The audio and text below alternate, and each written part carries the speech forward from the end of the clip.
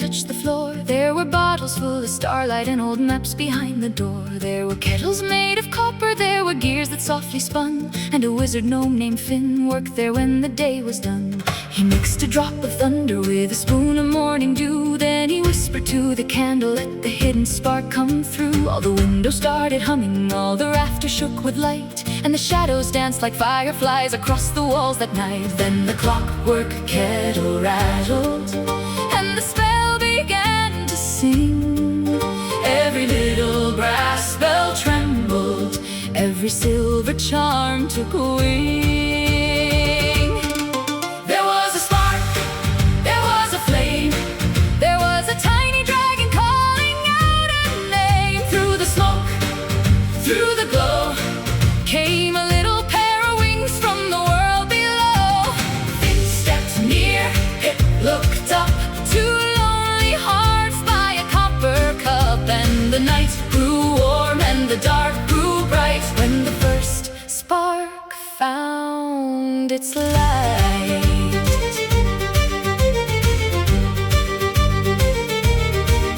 Pip was small as a teacup, with his tail curled round his feet, with a frightened little heartbeat, and eyes so wide and sweet. He had soot upon his whiskers, he had sparks between his claws, and he sneezed a puff of fire that burned holes in Finn's old drawers. Finn jumped back in surprise and nearly spilled his moonbeam tea. Then he saw the dragon trembling underneath the willow key. So he laid his wand beside him and he lowered down his hat, saying, easy now, small wanderer, we can fix a thing like that. Pip blinked once and Pip blinked twice, then he gave a tiny cry. Finn held out a crumb of honey cake, and the fear began to die. There was a spark, there was a flame, there was a tiny dragon calling out a name. Through the smoke, through the glow, came a little pair of wings from the world below. Finn stepped near, Pip looked up, two lonely hearts by a copper cup. And the night grew warm and the dark grew bright when the first spark found its light.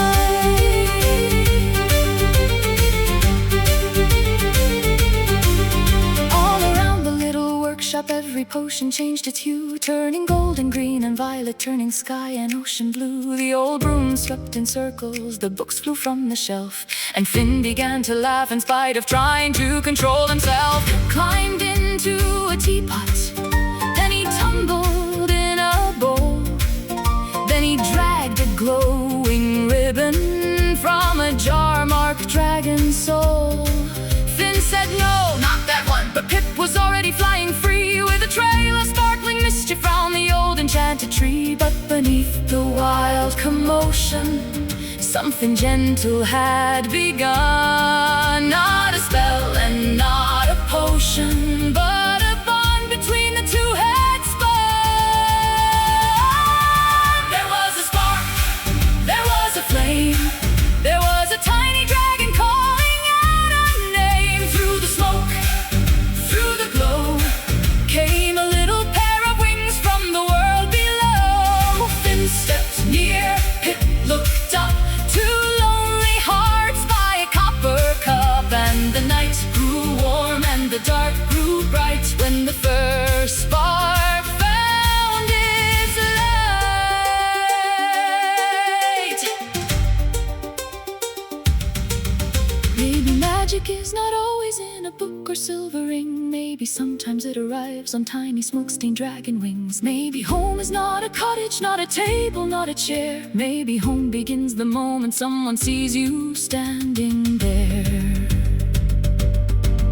Finn had spent so many evenings with his spells and maps alone. Pip had flown through storm and shadows, searching for a place unknown. But the stars above the chimney seemed to shimmer soft and far, as if the sky had gently said, this is where beginnings are. There was a spark, there was a flame, there was a tiny dragon who finally had a name. Through the smoke, through the glow, came a friendship only lonely hearts could know. Finn stood tall, Pip flew high, firelight dancing in the midnight sky.